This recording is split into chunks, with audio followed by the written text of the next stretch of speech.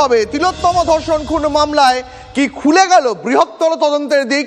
তিলোত্তম ধর্ষণ খুনের মামলায় শুধু দোষী সঞ্জয়ের শাস্তি ঘোষণাই তো নয়, আর.জি. কর কাণ্ডে পুলিশ এবং হাসপাতাল কর্তৃপক্ষকে নিয়েও বেশ কিছু পর্যবেক্ষণ রায়ের নির্দেশনামায় লিপিবদ্ধ করেছেন বিচারক অনির্বাণ দাস।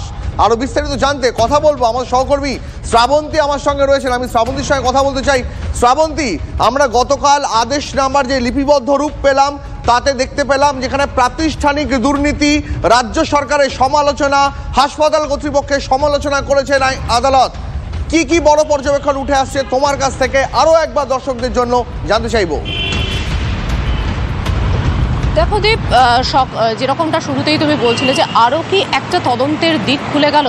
গতকাল বারবার বলা হচ্ছিল যে বিরল থেকে বিরলতম নয়, কেন সঞ্জয়ের ফাঁসি নয়, সেই বিষয়টি সরিয়ে রেখে যদি আমরা দেখি যে সেখানে কিন্তু বিচারক একটা স্পষ্ট ইঙ্গিত দিয়েছে। যেভাবে তিনি সমালোচনা করেছেন, একদিকে পুলিশের ভূমিকার সমালোচনা হয়েছে, অন্যদিকে হাসপাতাল কর্তৃপক্ষের গাফিলতি নিয়ে একাধিক প্রশ্ন তুলেছেন তিনি, যার ফলে প্রশ্ন থাকছে যে এরা কিন্তু কেউই আইনে পৌঁছে যাচ্ছেন না, তদন্ত এখনও চলতে পারে। বিশেষত উচ্চ আদালতে যেই যাক না কেন সেখানে যখন এই বিষয়টি নতুন করে আসবে তখন কিন্তু এই বিষয়গুলি আরেকবার উঠে আসার সম্ভাবনা রয়েছে, ফলে আরেকবার তদন্তের দিক খুলে যাবে এরকমটা অনেক আইনজীবী মনে করছেন। একবার বলি যে রায়ের যে নির্দেশনামা রয়েছে সেখানে বিচারক কিভাবে জানিয়েছেন যে এফআইআর রুজু করা হয়েছে, পুলিশের দিক থেকে বেশ কিছু খামতি থেকে গেছে। কেন তিনি বলছেন? কারণ রূপালী মুখোপাধ্যায় যিনি প্রথম এই সঞ্জয়ের সাথে কথা বলেন, তার ফোনটি নেওয়া হয়, পরবর্তী সময় ফের তিনি ফোনটি দিয়ে দেন। এখানেই বিচারকের বক্তব্য রয়েছে যে এটা ঠিক বোধগম্য নয়, কিন্তু তিনি ফোন সিজ করার পরে ফের কেন সেই ফোনটি দিয়ে দেন। দুই হচ্ছে যে কিছুটা হচ্ছে সময়ের যদি দেখা যায়, ঘটনার দিন 9ই আগস্ট সুব্রত যখন কাজে যোগ দিয়েছিলেন তিনি সেই সময় এসে দুপুর 3টের সময় এসআই চিন্ময় বিশ্বাসের ফোন আসে যে আর.জি. করের এরকম একটা ঘটনা ঘটেছে। এসআই চিন্ময় যখন আর.জি. করের এই ঘটনা জানান তারপরেই তিনি আর.জি. কর হাসপাতালে যান। রাতে টালা থানায় এসে তিনি জানতে পারেন যে তার বাবা ইতিমধ্যেই, তিলোত্তমার বাবা ইতিমধ্যেই এফআইআর রুজু করেছে।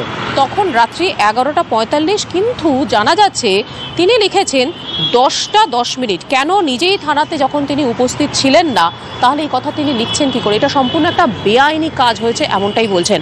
হাসপাতাল কর্তৃপক্ষের বিষয়টি বিশেষভাবে উল্লেখিত রয়েছে যে যেভাবে সন্দীপ ঘোষরা রয়েছে সেখানে তারা যে কাজটা করেছেন সেটাও একেবারে সন্দেহের ঊর্ধ্বে যাচ্ছে না। তার কারণ তিলোত্তমার যখন মৃত্যু হয়েছিল সে সময় সেই ঘটনাস্থলে যে ডাক্তার ছিলেন তিনি কিন্তু তখনই সন্দীপ রায় এবং তৎকালীন যে সুপার রয়েছেন সঞ্জয় বশিষ্ঠ তাকে ফোন করেছিলেন, ফোনে পাননি। পরে তাদের বিষয়টা জানানোর পরই সন্দীপ তাকে মর্গে নিয়ে যেতে বলেন, সেই মর্গে নিয়ে যাওয়ার কথা বলা হয়।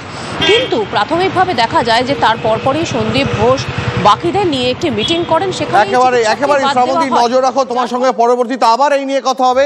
তবে সঞ্জয় রায়কে যখন নির্দেশ দেওয়া হয়, সঞ্জয় রায়ের বিরুদ্ধে যখন সাজা ঘোষণা করা হয় যে তাকে আমৃত্যু কারাদণ্ড ভোগ করতে হবে, তারপর তিলোত্তমার বাবা তিনি টিভি9 বাংলাকে কি জানালেন শোনাবো আপনাদের। আর এর পাশাপাশি শোনাবো কলকাতা হাইকোর্টের অবসরপ্রাপ্ত প্রধান বিচারপতি তার বক্তব্য। শুনুন। মেয়ে মৃত্যু আমাদের কাছে যতটা কষ্টদায়ক ছিল তার থেকে বেশি কষ্টদায়ক ছিল পুলিশের অত্যাচার। পুলিশের উপর ভরসাটা রাখবো, সেই পুলিশ কি সেই জায়গাটা আমাদের কাছে রেখেছিল?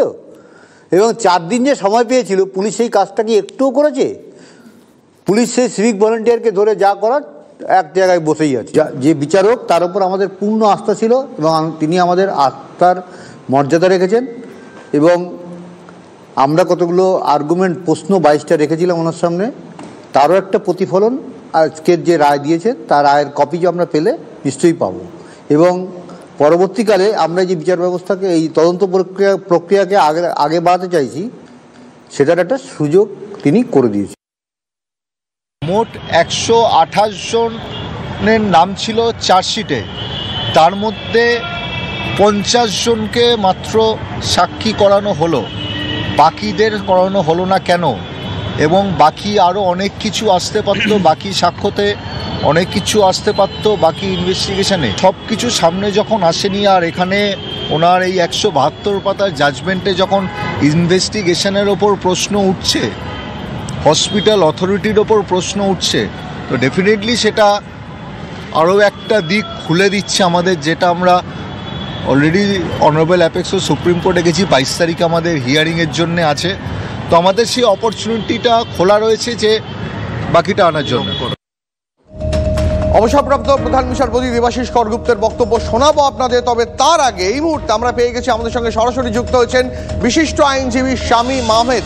আমি শামীম বাবুর সঙ্গে কথা বলতে চাইবো। শামীম বাবু, তিলোত্তমা ধর্ষণ ও খুন মামলায় গতকাল আদালত যে সাজার নির্দেশ দিল তাতে কি আরো বৃহত্তর তদন্তের অভিমুখ খুলে গেল বলে আপনি মনে করছেন? আমি যেটা বলবো যে গতকাল থেকে একটা প্রশ্ন বারে বারে উঠে আসছে, rarest of the rare case কেন নয়। আমি বলবো যে এই জাজমেন্ট যেটা দিয়েছেন তাতে এটা এই তদন্তকারী সংস্থারা যে কাজটা করেছেন, যে পদ্ধতি তদন্ত করেছেন, যেভাবে তদন্তকে আগিয়ে নিয়ে গেছেন, এই তদন্তকে বিরলতম বলা যায়। ফলে সেই তদন্ত যে সন্তুষ্ট নয় তাতে জাজ তার জাজমেন্টের মধ্যে বারে বারে সেই বিভিন্ন ভাষায় তা প্রকাশ করেছেন।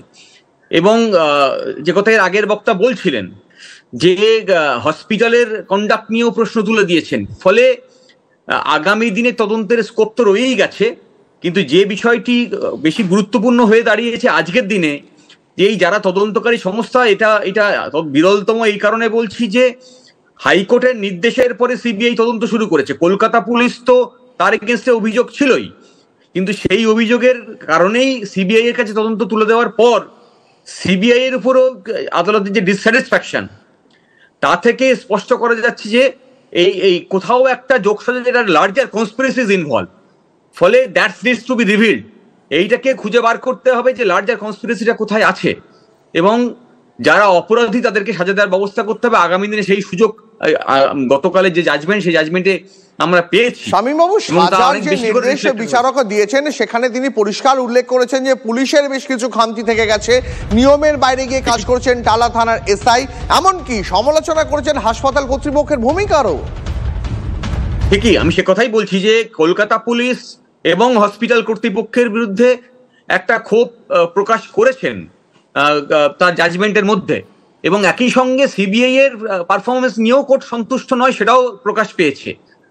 ফলত যেটা আমি বলার চেষ্টা করছি যে এই তদন্ত, এই প্রক্রিয়াটা যেটা শুরু হয়েছিল ঘটনার থেকে শুরু করে আজ পর্যন্ত, এটা একটা বিরলতম হয়ে গেছে। কারণ আদালত হাইকোর্টের নির্দেশের পরে এই তদন্ত শুরু করেছিল সিবিআই, কিন্তু আজকে ট্রায়াল কোর্টের জাজমেন্ট থেকে দেখা যাচ্ছে যে ট্রায়াল কোর্টের জাজ তদন্তের উপরে নির্ভর করে যে কোনো বিচার, যা নথি পেয়েছেন তার উপরে ভিত্তি করে তিনি বিচার দিয়েছেন, এবং তিনি যে সন্তুষ্ট নয় সেটা প্রকাশ পেয়েছে।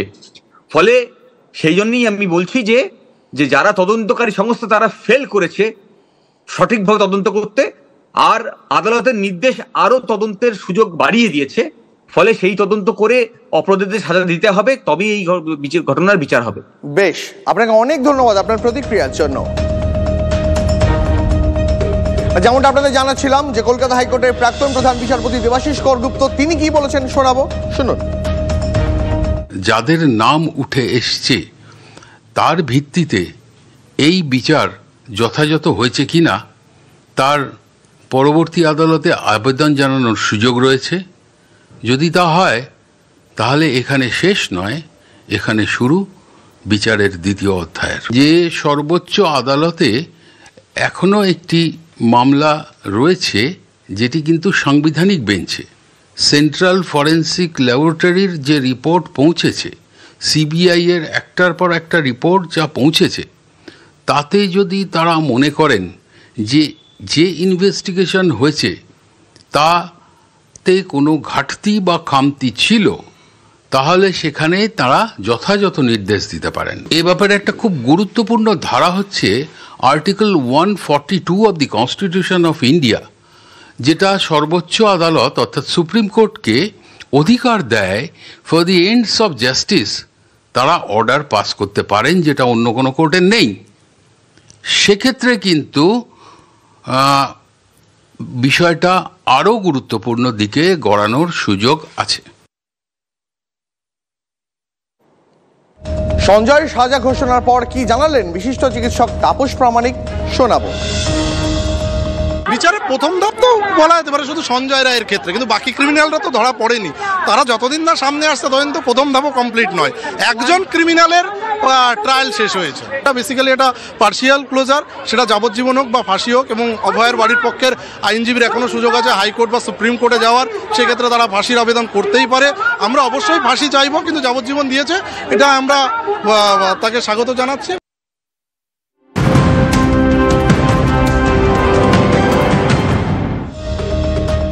টিভি9 বাংলার ক্যামেরার সামনে ক্ষোভ উগরে দিলেন মাটিগাড়া নির্যাতিতার মা। মৃত্যুদণ্ডের আদেশ হয়েছে, কিন্তু এখনো পর্যন্ত ফাঁসি হয়নি। আরো 2 সপ্তাহ অপেক্ষা করবেন, তার মধ্যে ফাঁসির সাজা কার্যকর না হলে অনশনে বসার হুঁশিয়ারি দিলেন নির্যাতিতার মা। আমার মেয়ের ক্ষেত্রে ফাঁসি বডি হয়েছিল, কিন্তু আজ পর্যন্ত সেইটা হয় না। হাইকোর্টে কি হচ্ছে হয় নাই আমরা আজ পর্যন্ত জানতে পারি নাই। ফাঁসি লাগবেই লাগবে, প্রত্যেক জনে ফাঁসি না দিলে পরে ওদের আর হৌসলা বাড়তে থাকবে, আমাদের মেয়ে মরতে থাকবে। আমরা মেয়ে জন্ম করার কি কার কাছে মারার জন্য সেটা তো না। কেন মারতে দিব আমরা? এত সস্তা আমাদের মেয়ে সেটা না। আমি চাই হাইকোর্টে আমার কেস তাড়াতাড়ি করতে। হাইকোর্ট না পারলে পরে আমি ডাইরেক্ট সুপ্রিম কোর্ট যাব, নাইলে রাষ্ট্রপতির কাছে যাব। কার কাছে যাইতে লাগে ওইখানে যাব। যখন পর্যন্ত আব্বাসের ফাঁসি লটকাবে না, আমি অতব্দি শান্তিতে থাকবো না। না আমি জোটা কাটবই না, ওকে ফাঁসি না হইলে পরে এই যে জোটা আমি আর 2 মাস আমার মেয়ের জন্য আর 2 মাস দেখবো। তারপরে না হইলে আমার হাইকোর্টে কিছু না হইলে পরে আমি অনশনে থাকবো। আমার সঙ্গে এই মুহূর্তে সহকর্মী প্রসেনজিৎ রয়েছেন। আমি প্রসেনজিতের কাছে জানতে চাইবো, প্রসেনজিৎ, কোথাও একটা সঞ্জয়ের সাজা ঘোষণা হওয়ার পর মাটিগাড়া নির্যাতিতার মা, তার চোয়াল কি আরো একটু বেশি শক্ত হলো? একদম, দেখো কারণ হচ্ছে এই যে ফাঁসির সাজা হওয়া এবং ফাঁসি কার্যকর হওয়া, এর মাঝখানে কিন্তু অনেকটা সময়ের গ্যাপ থাকে এবং অনেকগুলো আইনি পরপর বিভিন্ন পদ্ধতি থাকে। সেই কারণেই কিন্তু ফাঁসির সাজা হলো মানেই ধরে নেওয়া যায় না যে সঙ্গে সঙ্গে ফাঁসি হবে। এরপর হাইকোর্টে যাওয়া যায়, সুপ্রিম কোর্টে যাওয়া যায়, সেখান থেকে রাষ্ট্রপতির কাছে প্রাণ ভিক্ষা করা যায়, এবং এই পদ্ধতিগুলো সম্পাদন করতে গিয়ে কিন্তু একটা টানা সময় লাগে, যে কারণেই ক্ষোভ বাড়ছে ওই নির্যাতিতার পরিবারে। একই সঙ্গে আরজি করের ঘটনা সামনে আসায় তিনি কার্যত কিছুটা হতাশও হয়েছেন। তিনি পরিষ্কার বলছেন যে এই রায় মানি না। যে গোটা দেশ জুড়ে যে ঘটনাকে সামনে রেখে তোলপাড় হলো, দেশের সাধারণ মানুষ প্রতিবাদ করলেন, সেই মামলা কিনা রেয়ারেস্ট অফ দি রেয়ার নয়। এবং একই সঙ্গে কিন্তু তিনি হাল ছাড়তে রাজি নন। তিনি বলছেন যে হতাশ হওয়ার কিছু নেই, আমি নিজেই যেমন আর 2 মাস দেখব, আমার ক্ষেত্রে, আমার মেয়ের ক্ষেত্রে দোষী সাব্যস্তের ফাঁসির দাবিতে আমি